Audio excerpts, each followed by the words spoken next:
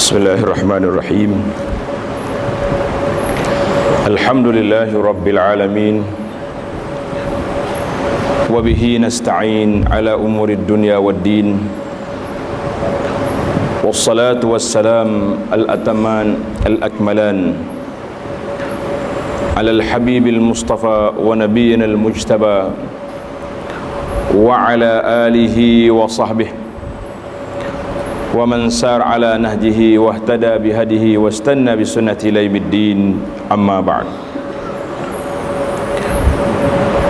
Yang dihormati pengurusi dan ahli imam ahli yang terkuasa surau Al-Furqan, muslimin dan muslimat para jemaah sekalian, assalamualaikum warahmatullahi wabarakatuh. Alhamdulillah, kita panjatkan kesyukuran kepada Allah Azza wa Jalla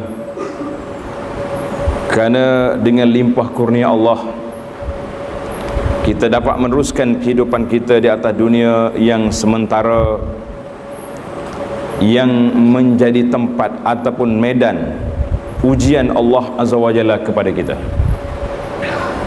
Sama ada kita bersedia untuk bertemu dengan Allah ataupun sebaliknya, wal iyazu billah. Sebab kita hidup atas dunia ini merupakan satu medan ujian ataupun tempat Allah nak tengok liyabluwakum ayyukum ahsanu amala. Tuhan nak tengok manakah di kalangan kamu orang yang baik dari sudut amalannya. Jadi maka kita perelokkanlah amalan kita, perelokkanlah persiapan kita untuk bertemu dengan Allah Azza wa Jalla.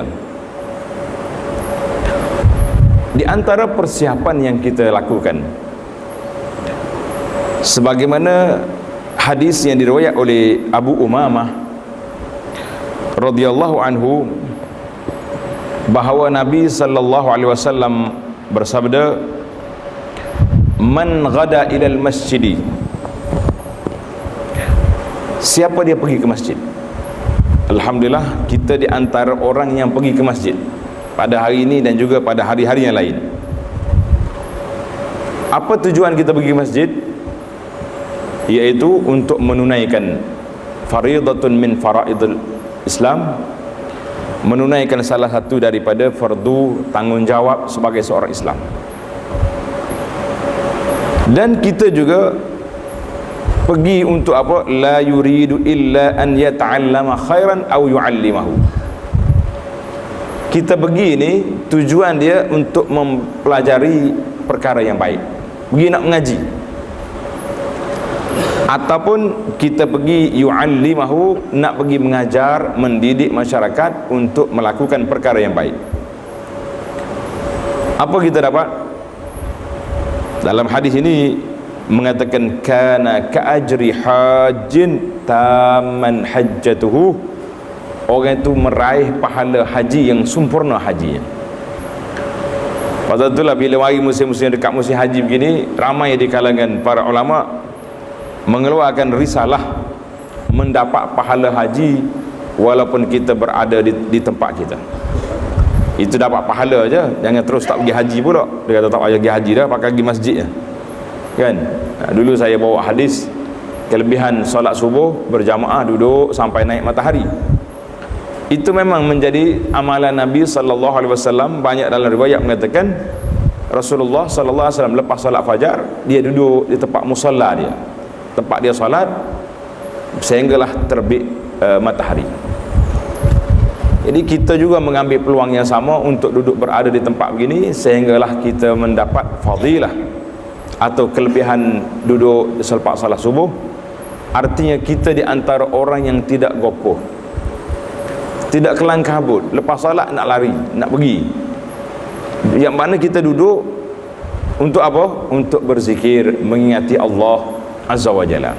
Duduk mendengar majlis zikir ataupun menghadiri majlis ilmu. Hadis ini dikeluarkan oleh Al-Tabarani, Al-Hakim, Al-Iraqi mengatakan isnaduhu jayyid, sanad dia baik. Jadi para jemaah sekalian, Itu di antara kelebihan kita menghadiri majlis ilmu di masjid. Sebab itu mengadakan majlis ilmu di masjid itu lebih mendapat tempat, kedudukan. Tapi majlis ilmu semuanya baik. Cuma kita kata macam mana nak menambahkan kebaikan itu, nak meningkatkan kebaikan itu, iaitulah sebab apa di masjid lebih baik? Kerana dia berkumpul 2-3 perkara. Terkumpulnya di sini, duduk di rumah Allah. Yang kedua, kita duduk dalam majlis ilmu, majlis yang dilingkungi oleh para malaikat, yang dihadiri oleh para malaikat, dan dilingkungi dengan rahmat daripada Allah Azza wa Jalla. Nanti bila datang bulan Zulhijjah, kita hari ni bulan apa ni? Bulan apa sekarang? Yang kata Ogos, saya tak nak itu. Yas'alunaka, Allah Ta'ala sebut dalam Quran, yas'alunaka 'anil ahillati. Sahabat ni mari tanya Nabi SAW tentang bulan hilal, anak bulan kan, kecil, besar, cerah, gelap balik. Apa kerja di bulan ni? Nabi SAW telah diberi jawapan oleh Allah Azza wa Jalla, yas'alunaka 'anil ahillah. Orang mari tanya engkau ya Muhammad sallallahu alaihi wasallam tentang bulan, qul hiya mawaqitu lin-nasi wal hajj. Kerja bulan dia pusing tukar kecil besar, lepas kecil balik ni, mawaqit menjadi tanda waktu bagi manusia. Kalau tidak, macam mana kita nak hitung, nak kira bila berapa hari berjanji kita sebulan, janji bila mari mulai Ramadan, mari musim haji. Ini semua wal hajj, Allah Ta'ala sebut khusus tentang haji. Jadi para jemaah sekalian, bila mari musim al-khairat, musim kebajikan, selepas bulan Zulqa'dah ini, dia akan mari bulan Zulhijjah, iaitulah bulan orang buat kerja haji. Allah kumpulkan di bulan Zulhijjah ini beberapa ibadat yang besar. Di antara yang terbesarnya ibadat haji.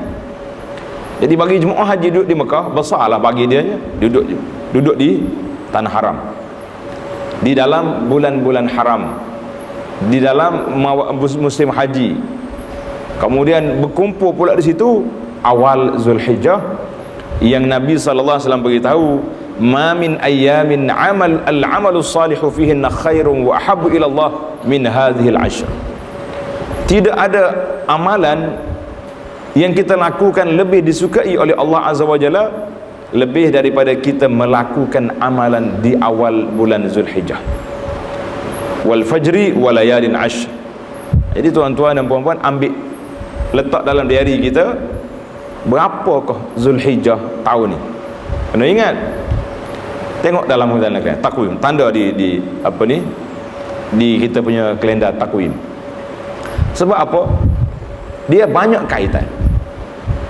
Saya tengok iklan kurban sudah banyak.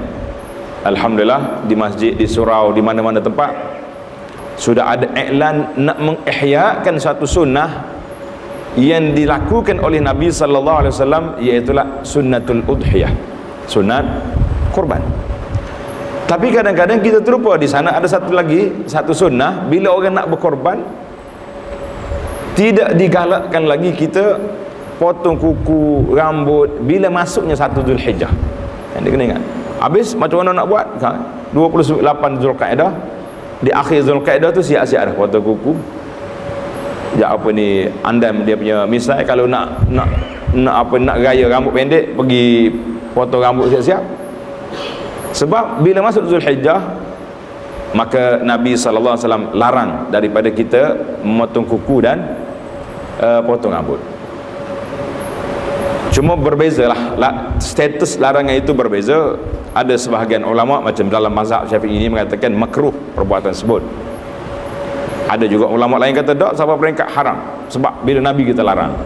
Yang pentingnya kita ambil yang makruh pun dia panggil tidak elok. Nak ibadat tapi langgar satu peraturan. Kita nak ibadat kurban kan, tapi kita pergi langgar peraturan tidak memotong kuku pada saat itu. Jadi musim raya haji ni, sehingga Allah Ta'ala gambarkan dalam Quran hari Mina, hari yang kita duduk di Mina itu dikira sebagai Yaumul Hajjil Akbar. Tengok dalam Quran kata, wa azanum minallahi wa rasulihi ilan nasi yaumal hajjil akbar. Allah Ta'ala telah mengiklankan kepada manusia bila? Pada hari haji akbar. Jadi ulama tafsir kata hari haji akbar iaitulah hari raya korban. Bagi jemaah haji, dia sudah terkumpul banyak ibadat haji pada hari itu, melontar, tahallul, tawaf ifadah, sembelih al-hadyu. Jadi banyak kerja haji pada hari tersebut, maka dinamakan Yaumul Hajjil Akbar. Itu di antara perbincangan yang patut kita ambil perhatian. Sebab setiap masa dan waktu Allah Ta'ala pusing kitarkan waktu kita ni liya'lamu adadas sinina wal hisab, supaya kita mengetahui kiraan tahun dan juga hisab, bagaimana berlakunya sesuatu perkara yang ada dalam dunia kita pada hari ini. Muslimin dan muslimat, para jemaah sekalian, di antara persiapan yang kita nak buat, yang kita nak bertemu dengan Allah Azza wa Jalla, iaitulah persiapan bagaimana nak menggilapkan hati kita ini supaya hilang daripadanya sifat-sifat yang tak baik. Mungkin kita selalu dengar orang duduk bincang tentang penawar bagi hati, kan? Dalam kitab kita pun ada kitab nama dia penawar bagi hati. Penawar bagi hati itu kerja dianya nak memperkenalkan kepada kita beberapa amalan yang tidak baik. Dia panggil sifat mazmumah yang dicela pada syarak. Kemudian Allah Ta'ala, Nabi SAW dengan bimbingan daripada Nabi, beberapa hadis yang menunjukkan betapa pentingnya kita menjaga hati kita daripada menjadi manusia yang tidak baik, maka dibuangnya sifat tak baik, riak, takabur, ujub, rasa bangga diri, rasa kita hebat, apa lagi, khianat, sifat al-ghadab, marah yang tak terpasal. Kemudian bila sifat ini dapat dihapuskan ataupun dikawal, dikontrol, maka kita perlu hiaskan hati kita tu dengan sifat-sifat yang baik, bermula dengan ikhlas, dengan sifat tawakal, sifat sabar, sifat redha. Ini di antara banyak lagi sifat-sifat yang patut kita hiaskan. Di antara perbincangan yang kita fokuskan di sini, para jemaah sekalian, iaitulah tentang redha al-abdu an rabbih. Kita naklah bersifat redha dengan ketetapan Allah Azza wa Jalla, sehingga akan menjadi zikir bacaan kita pada waktu pagi.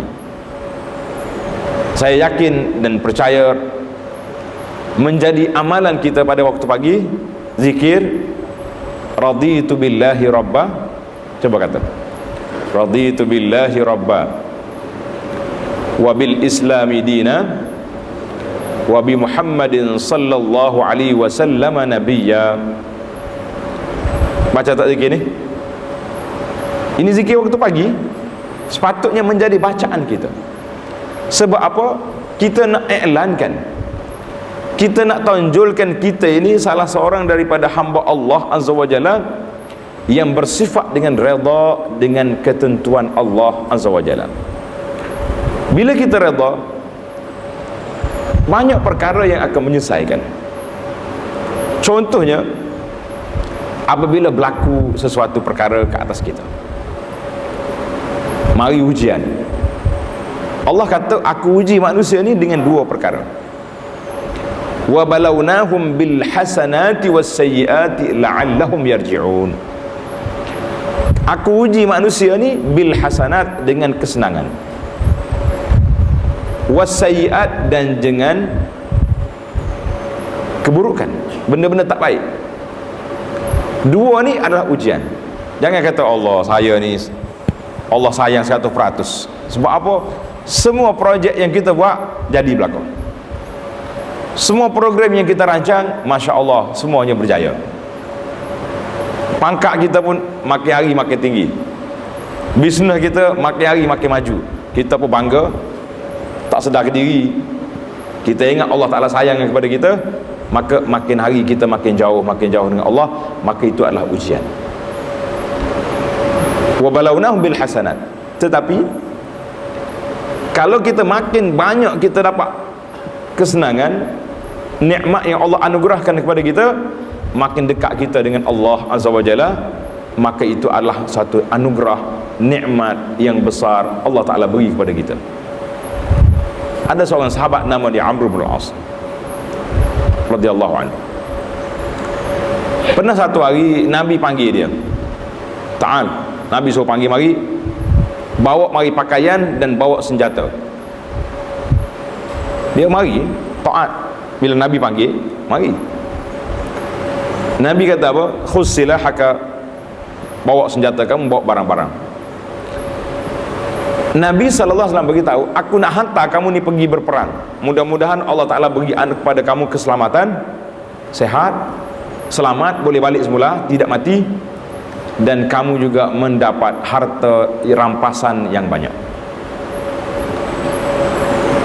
Patutnya bila dia tengok Nabi doa macam ni, nak dapat kesenangan, angkat tangan terus kita, Alhamdulillah, saya pergi ni dengan mukjizat Nabi, mukjizat kata mu balik, artinya dia tak mati, dan dia juga akan mendapat harta.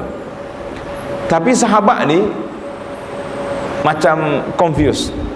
Dia kata, ya Rasulullah, saya masuk Islam bukan kerana nak cari harta, bukan nak cari projek, tapi saya masuk Islam ni kerana nak ikut apa yang Nabi SAW lakukan, nak mendampingi dengan Allah, nak mendekatkan diri dengan Rasulullah SAW. Nabi kata apa? Ni'mal malus salih indar rajulis salih. Harta yang baik itu apabila terjatuh ke tangan orang-orang yang saleh. Bila harta di tangan orang saleh, maka akan berlakulah kesalehan dalam masyarakat. Harta kita banyak, tapi mata dia tu tak berhenti-henti tengok kanan, melilau kiri kanan. Tengok je orang miskin, bantu. Tengok apa keperluan yang ada dalam masyarakat, ada harta dia sampai. Di mana adanya orang minta bantuan, maka ada tempat kita. Itu dia panggil ni'mal malus salih. Sebaik-baik harta itu apabila terjatuh ke tangan orang yang saleh. Nikmat. Jadi kita tengok. Yang kedua, bisayyiat, Allah Ta'ala uji kita dengan keburukan, sakit, tak sihat, macam-macam keuzuran yang ada hari ini. Uzur penyakit yang ada hari ini, dia tidak ada tahap umur. Ada tahap umur ke tidak? Tak ada, kan? Sama juga dengan kematian, tidak ada miqat. Tadi kita sebut tentang miqatul maut. Miqat mati tak ada. Ada hak mati dalam perut, mak masih mengandung, ada yang keluar mati, ada yang berjalan 2-3 tahun mati, dan seterusnya, ada yang beratus tahun hidup baru mati. Jadi dalam ujian Allah Ta'ala beri di sini, maka kita nak letak di situ, iaitulah bagaimana kita sebagai seorang hamba bersifat dengan sifatul ridha. Redha dengan ketentuan Allah Azza wa Jalla, redha dengan apa yang Allah Ta'ala pilih kepada kita, sehingga bila ialah keluar daripada mulut kita, kita rancang macam ni, Allah buat macam ni. Tapi jangan tak ada perancangan. Jangan kata tak apa, kita serah ke Allah Ta'ala ya. Apa nak jadi, ikut Tuhan. Lagu tu senang ya kita. Masuk dapur nak makan nasi, isteri dah angkat pinggan kosong tak depan. Mana nasinya? Serah ke Tuhan. Kalau Tuhan kata nasi, mari kita makan hari ni. Kalau tidak, bakal lapar sini. Itu dia panggil tak betul dia punya perjalanan. Yang betulnya, aqilha wa tawakkal, berusaha baru kita tawakal kepada Allah Azza wa Jalla. Jadi kata di para ulama, apabila seorang itu redha dengan ketentuan Allah, maka akan terhapus daripada jiwa dia beberapa sifat yang tak baik. Ghillan lillazina amanu. Sifat ghil mana sifat yang tak baik kepada orang. Bila kita tengok orang senang, Allahu Akbar, naik pangkat pula dia tu, boleh pula dia punya projek baru. Sakit hati tak sakit hati? Sakit hati. Orang yang sakit hati, mulalah perasaan nak marah. Dia benih sakit hati ni mari pada mana? Mari daripada sifat al-ghadab, nak marah. Tak puas hati kita dengan kawan kita dapat nikmat, maka bermula di situ dia akan mari sifatul hiqd. dendam, hasad, dendam, benci kepada orang, maka kata di para ulama, sifat ini datang daripada mana? Datang daripada kita tidak redha dengan qada Allah Azza wa Jalla. Kalau kita redha, senangnya kita kata, dia tu dapat nikmat besar, kita kata Allah Ta'ala nak beri pada dia, aku nak buat macam mana? Kita pun tenang hati, kita doa pada Allah, ya Allah, saya juga layak mendapat seperti dia, rezekilah pada saya. Dalam bahasa tasawuf dia panggil al-ghibtah. Apa dia mana? Al-ghibtah. Apa dia ghibtah? Sifat nak jadi macam orang tu. Itu tidak dilarang. Yang dilarang dengki, al-hasad.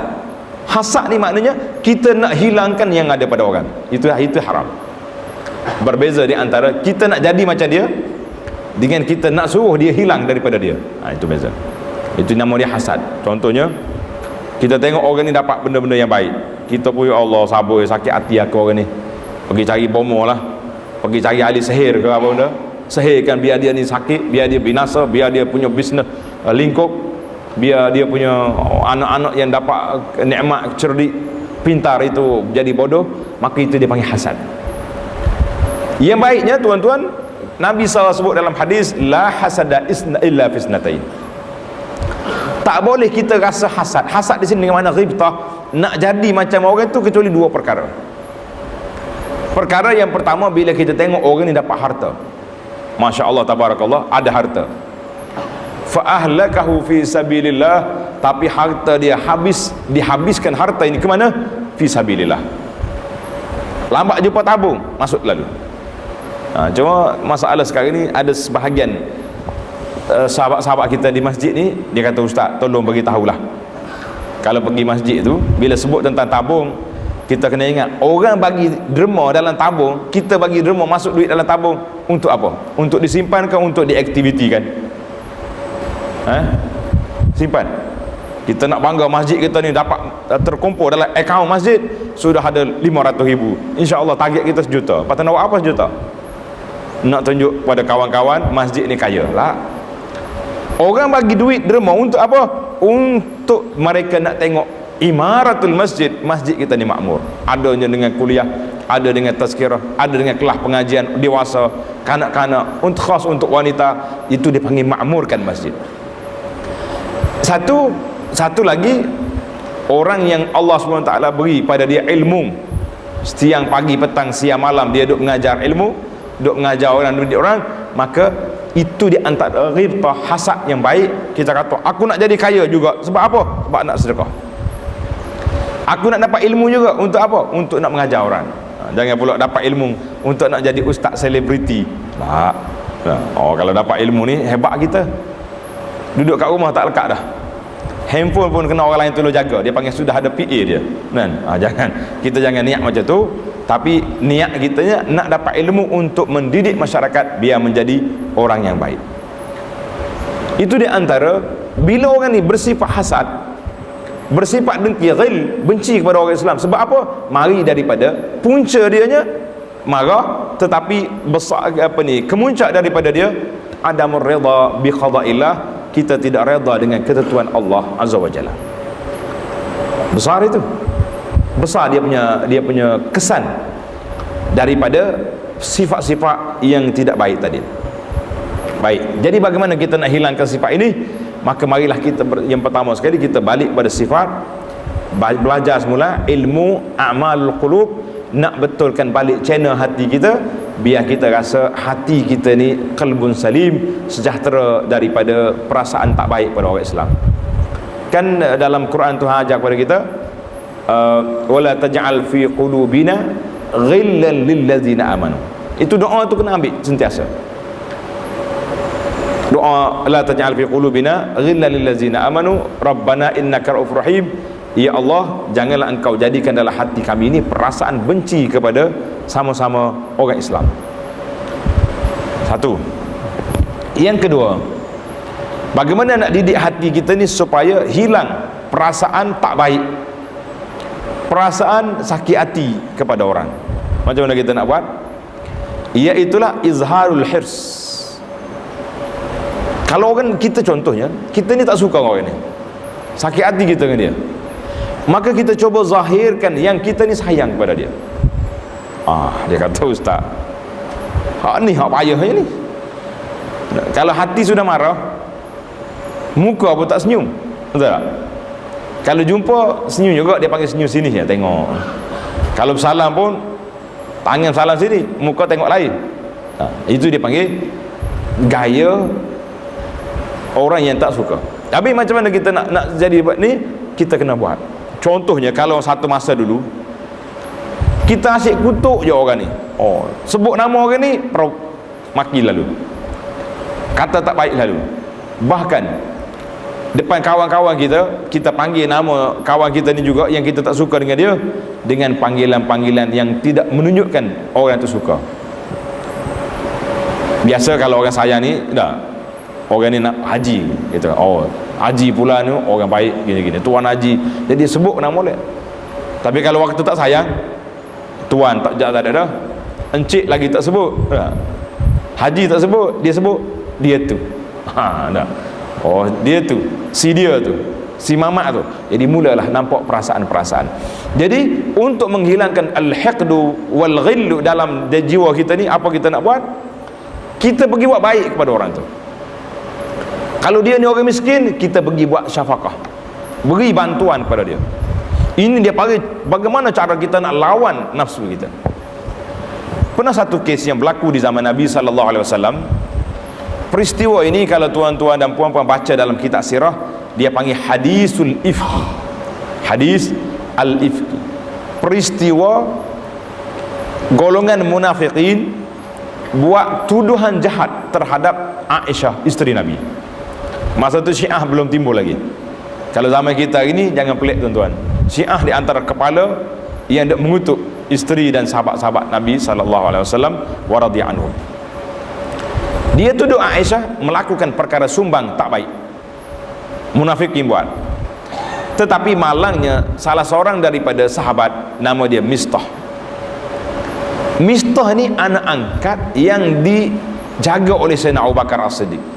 Bayangkan, orang yang kita beri nafkah kepada dia, tiba-tiba orang ini terjebak menuduh anak kita buat benda tak baik. Apa perasaan kita? Tuan-tuan boleh bayangkanlah, sangat marah kita. Dia ni, aku bagi bantuan pada dia bulanan, infak, dia membesar dalam duit yang kita bagi, tiba-tiba dia menjadi pemfitnah pada anak kita. Marah tak marah? Tak usah ceritalah, bak marah. Sayyidina Abu Bakar radhiyallahu anhu juga mempunyai perasaan sebagai seorang manusia. Dia kata tak apalah, kalau Mistah sudah terlibat dengan ni, jadi aku tak nak bagi lagi bantuan. Bila berlaku peristiwa ini, turun ayat Quran, wala ya'tali ulul fadli minkum, janganlah ada di kalangan orang yang punya kelimpahan rahmat di kalangan kamu tak mau lagi bantu kepada orang-orang yang miskin. Allah Ta'ala di akhir ayat ini Tuhan kata apa? Ala tuhibbuna an yaghfirallahu lakum, adakah kamu tak suka Allah Ta'ala beri keampunan kepada kamu? Bila turun ayat Quran ni, Abu Bakar mengisytihar, na'am nuhibbu, dia kami sayang, suka Allah Ta'ala beri keampunan. Maka dia panggil Mistah bagi balik bantuan yang diberi. Subhanallah. Ini di antara gaya kita. Orang yang kita tak suka, orang inilah kita pergi buat baiknya dia. Senyum ya puak kita dah. Dia terpelik ustaz, kau tak suka macam nak buat baik, yang tak suka macam nak buat baik. Itulah yang dipanggil mujahadatun nafsi. Bagaimana kita nak mendidik jiwa kita, bagaimana kita nak mengasuh hati kita ni supaya lawan dengan nafsu yang sangat suka kepada benda yang tak baik. Itu dia panggil mujahadah. Ada orang tanya, lama mana agak-agak mujahadah? Sehari, 10 hari, setahun. Kadang-kadang kita nak betulkan channel hati kita ni supaya jadi orang baik, ada kalanya makan masa bertahun-tahun. Habis kelas pengajian ni kita pergi, hari ni kelas apa? Kitab penawar bagi hati, bismillah, depan ustaz duduk, balik-balik sakit hati lagi. Benar.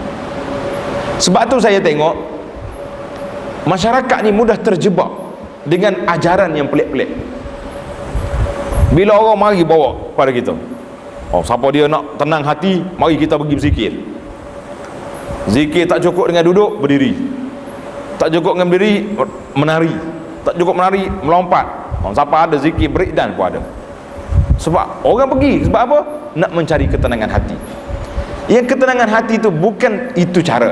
Ketenangan hati itu apabila kita boleh menyebut nama Allah Ta'ala dengan hati kita, dan kita boleh mendidik jiwa kita dengan apa?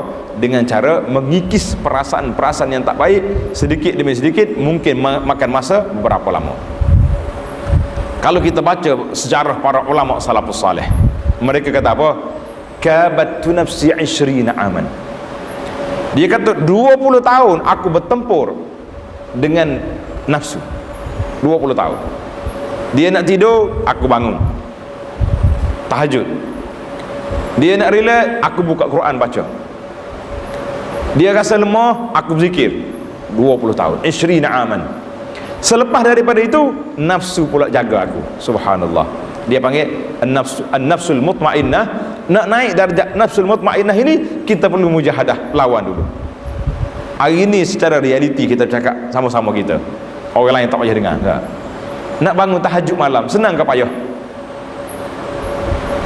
Daripada pukul 5 lagi letak dia punya loceng jam. Pukul 5, 5.15, 5.30, 5.40. Akhir sekali azan juga baru bangun. Waktu tu dia kena tak jauh, jangan tak dekat. Kalau tak dekat, tangan ni pula start spotting, dia pergi tutup kawan tu. Tak apa, ada 2 lagi alam yang kita sudah tanda dah. Jadi 5 baru 5.15, ada 5.20, ada 5.30. Akhir kali 5.30. Itu dipanggil mujahadah, perlu lawan. Kerana itu di antara hikmah Allah Subhanahu Wa Taala syariatkan puasa kita pada kita. Dan malam Ramadan disuruh ihya layali Ramadan, kita belajar. Malam Ramadan kita bertarawih 20 rakaat. Ikutlah berapa rakaat yang tuan-tuan nak. 10 akhir Ramadan tambah lagi dengan tahajud. Untuk apa? Supaya kita didik jiwa kita boleh bangun, boleh bangun, boleh bangun. Oh, dia kata saya kalau puasa boleh bangun sebab nak sahur. Kita puasa, hari Senin kita puasa, hari Khamis kita puasa. Jadi ada sebab untuk kita bangun bertahajud dan bangun bersahur. Dia kata tahajud no, sahur tak mau sebab tak mau puasa. Jadi pandai-pandailah kita mencari. Maka apabila kita boleh hilangkan perasaan-perasaan tak baik kepada orang tadi, ghillal lillazina amanu, para jemaah, maka ketika itulah kita akan dapat merasai kemanisan halawatul iman, kemanisan iman kepada Allah Azza wa Jalla. Bila kita merasai kemanisan iman, di manakah tanda dia? Adakah kita boleh kesan? Macam nak kesan gula dalam darah. Kan gula dalam darah mudah ya kan? Ambil darah sikit, awak ni sudah naik 7-8 ni. Pula dah tak minum air teh kita gitu kan. Nak naik kolesterol, kolesterol paling masalah. Yang kita boleh kesan, ini pengalaman para ulama ahlul qulub mengatakan, orang yang dapat merasa halawatul iman apabila dia merasa suka, rasa bahagia, boleh beribadat kepada Allah Azza wa Jalla. Itu yang sebab. Kalau kita boleh solat walaupun 2 rakaat witir, walaupun 2 rakaat tahajud, 3 rakaat witir contohnya, kita rasa Masya Allah bahagia hidup kita hari ni sebab malam tadi sempat bertahajud walaupun 3 rakaat witir. Ini tanda. Tapi kalau hari tahajud dengan hari tak tahajud sama je, dah minum pagi masing-masing tak mikir semalam, satu kerugian yang berlaku dalam hidup kita, maka kita masih lagi perlu kepada tathhirul qulub, perlu pada gila hati sebab tak rasa apa-apa. Satu hari kita duduk, tuan-tuan kena ingat, satu hari ni 24 jam 24 jam, ada 1440 minit, dan dia ada 29,000 saat kalau tak silap saya. Ahli matematik boleh betul balik. Dalam masa ini, berapa banyak kita boleh zikir kepada Allah Azza wa Jalla? Di antara panduan zikir yang saya bagi tu kertas kuning tu, dapat belakang, bagi semua kepada dia orang tu. Kita nak ijazah zikir hari ni. Zikir ni sangat simple, sangat mudah. Cuba tu baca kertas, tak payah tengok pun tak apa dah. Ikut Subhanallah, Alhamdulillah, wa la ilaha illallah, wallahu akbar. Ingat dah zikir ni? Kadang tak ingat lagi. Tak ingat lagi, kita ajar sampai zuhur hari ni. Semua ingat belakang kan? Tapi Yang tak ingatnya apa dia? Ya, tak ingatnya nak berzikir. Saya tak tuduh ni, sekadar bertanya. Yang tak ingat nak berzikir, kenapa? Mari timbul soalan, kenapa tak ingat? Dia balik kepada al-qalbu salim, sebab hati tidak berfikir nak berzikir kepada Allah Azza wa Jalla. Kenapa hati tak berzikir? Telah diselaputi kalla bal ran, Tuhan sebut dalam Quran, ada selaput, ada tudung atas hati kita yang menyebabkan kita tak berfikir nak menyebut nama Allah Azza wa Jalla. Kita boleh sebut semua nama atas dunia ini, kita boleh sebut nama kawan-kawan kita, nama orang tu, nama orang ni, yang tak boleh sebut nama Allah Azza wa Jalla. Kenapa?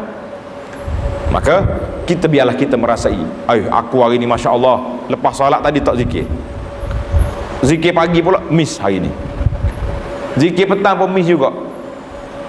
Dekat nak tidur kita terasa satu kerugian yang amat besar. Maka di saat itu kita akan berwuduk, kita akan salat sunat taubat, kita beristighfar, kita tidur dengan aliran air mata, menyesal semasa berlalu 1440 minit lidah aku hanya menyebut nama Allah beberapa kali. Itu dia panggil halawatul iman, tanda-tanda ada kemanisan iman dalam jiwa. Yang ketiga, untuk kita jaga diri kita ni supaya kita tidak terjebak dengan perkara yang tak baik, iaitulah apabila timbulnya fitnah.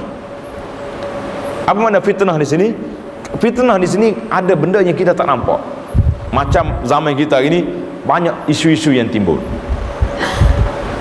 Perang di antara Syria, perang di Iraq, berlakunya putus diplomatik di antara Qatar dengan negara-negara jiran, berlakunya pembentangan rang undang-undang di tempat kita ini. Berapa rang undang-undang sudah dibentang. Jadi isu-isu ini kita belum dapat maklumat secara tepat, tapi kita masuk dah entah sana sini. Tuan-tuan kena ingat, kata di para ulama, orang yang paling cepat masuk tenggelam dalam fitnah yang berlaku itu, mereka inilah orang yang paling cepat kecewa. Sebab fitnah ni akan berakhir dalam masa yang terdekat. Bila berlaku senyap, kita tengok, Allah Masya Allah, silap saya baru ni, pergi marah tak terpasal, pergi menentang atau menyokong tak terpasal, sedangkan benda tu belum dikaji. Sama juga dengan isu yang berlaku di antara masyarakat hari ni, iaitulah isu tuduh menuduh. Orang ni kata fitnah pada ni, kau ni fitnah ni. Jadi kalau kita masuk tanpa ilmu, sekadar orang kata kita masuk, maka kita juga termasuk di kalangan orang-orang yang sangat menyesal. Kata dia Qatadah rahimahullah ta'ala, seorang ulama salaf, kami tengok orang-orang di zaman dia tu, Qatadah ni termasuk di kalangan ulama tabi'in, dia kata zaman tu bila berlakunya fitnah, contohnya peperangan di antara Sayyidina Ali dengan Muawiyah, berlakunya fitnah, timbulnya Khawarij, timbulnya kumpulan-kumpulan Syiah yang mendakwa menyokong Sayyidina Ali. Jadi kumpulan ini, bila orang ni masuk dalam kumpulan ni, masuk kumpulan ni, kita nampak mereka ini akan terjebak dengan perkara yang tak baik. Tetapi orang yang berhati-hati, seorang tokoh yang besar dalam dunia Islam, nama dia Mutarrif bin Abdullah rahimahullah ta'ala, dia ni seorang tokoh ulama yang sangat berhati-hati ketika nak terjebak dengan isu-isu fitnah. Maka kita kena ingat, fitnah ini apa jadi? Fitnah ini bila mari kita terjebak dengan dia, kita akan terperangkap. Sama ada kita kutuk orang tanpa bukti, sekadar kita dengar orang kata tanpa kajian, maka disinilah para jemaah sekalian, dia yang akan merusakkan perjalanan hati seorang manusia. Kita akan benci pada orang yang tak patut dibenci. Sekadar orang kata orang ni tak baik, kita berkata juga. Orang ni kata orang ni bawa satu benda yang tak betul, kita berkata juga. Sedangkan kita belum ada kajian, belum ada research, R&D belum berjalan, tiba-tiba kita sudah buat keputusan-keputusan. Maka para jemaah sekalian, itu di antara perkara yang sangat tidak harmoni apabila kita melakukan perkara seperti itu. Yang seterusnya, iaitulah bila kita bersahabat, terutama sekali bila berkumpul. Kita ni hari raya, ada musim-musim perayaan, kita balik ke kampung tak? Balik kan? Kadang-kadang bila kita berkumpul dengan keluarga, ataupun tak balik kampung tapi berkumpul dengan kawan-kawan, maka kita kena mesti menjaga percakapan, jangan melukakan perasaan kawan. Ini penting. Ini kita tak, kadang-kadang kita, oh dia tu mari dah, dia dulu warna lain, sekarang ni warna lain, contohnya. Kebetulan kita pula 3 orang ni satu warna, kita sindir dia habis-habisan. Air raya tak jadi makan ketupat kawan tu, bangun tak minum air, sebab ini dipanggil merusakkan perasaan kita. Patutnya majlis-majlis harmoni diharmonikan dia. Majlis air raya, cakaplah bagaimana, apa khabar, lama tak jumpa kita ni, air raya je kita jumpa dah. Kerja di mana sekarang, pangkat sudah naik, apa ni, dia punya label mana, anak dah berapa orang, kalau berani tanya isteri pula berapa orang sekarang contohnya. Jadi barulah suasana tu meriah, jadi suka. Tapi kalau duk cari poin-poin yang boleh menyentuh melukakan perasaan, maka itu di antara mekanisme untuk menjauhkan manusia daripada kita. Jadi kita jangan. Sama jugalah kadang-kadang bila mari masjid, orang pergi masjid, tuan-tuan dan puan-puan yang mari masjid, bila ada majlis ilmu, apa yang kita nak dah mengharapkan daripada majlis ilmu? Mengharapkan apa? Suatu pencerahan untuk mendekatkan kita kepada Allah dan untuk kita dapat mengikut sunnah Nabi sallallahu alaihi wasallam. Tapi bila orang salah guna dewan meja kuliah ni untuk maki kawan, mengutuk orang, maka ketika itu ahli masjid sama ada berkelahi sama-sama dia, ada yang pro ada yang kontra, ataupun mereka juga akan benci kepada, menimbulkan permusuhan dan perbencian dalam masyarakat. Maka ini juga satu benda yang tidak harmoni. Jadi Allah Ta'ala ajar kepada kita, para jemaah sekalian, wa qulu linnasi husna, hendaklah kamu bercakap dengan manusia dengan perkataan yang baik. Allah ajar kepada kita, qulu linnasi husna. Pernah satu hari Nabi kita sallallahu alaihi wasallam berjalan dengan Aisyah, tiba-tiba datang seorang Yahudi bagi salam ke Nabi. Dia kata assalamualaikum, bukan assalam, assam. Assam ni maknanya celaka, matimu, itu maksudnya. Aisyah, Nabi jawab waalaikum, sepatutnya Nabi jawab. Aisyah jawab biasalah orang perempuan, dia kata waalaikumul la'natu wa alaikumussalam wal la'nati. Panjang sikit dia kata. Nabi kata, ya Aisyah, kenapa buat macam ni?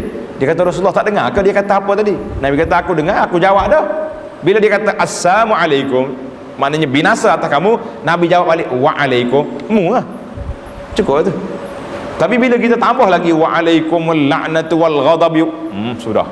Nabi kata itu sudah lebih. Man i'tada alaikum fa'tadu alaihi bimisli ma i'tada alaikum. Kalau orang buat tak baik pada kita, kita jawab sekadar itu saja. Contohnya ada orang mari, dia maki kita, bahasa anak pok tak erti, sama lah, ayat gitu. Senyap, awak lah, ayat gitu contohnya. Tapi kalau kita tambah lagi, mung lah, bahasa bengong gila tak erti, sudah, itu dia panggil sudah tidak. Maka dalam Al-Quran ini Tuhan sebut wa qulu linnasi husna, kita bercakap dengan manusia biarlah percakapan yang baik. Ustaz, dia buat mungkar, buat salah, kita pergi tegur cara baik. Hari-hari dia mari tak sampah depan rumah saya, baik, kita pegang sampah dia, kita pegang, ini bukan tu sampah, ini rumah saya. Adalah cara-cara harmoni yang kita boleh selesaikan. Tetapi kalau kita nak mencari cara perbalahan, kita akan jumpa caranya. Kalau kita nak cari cara perdamaian, insya-Allah kita akan jumpa juga perdamaian.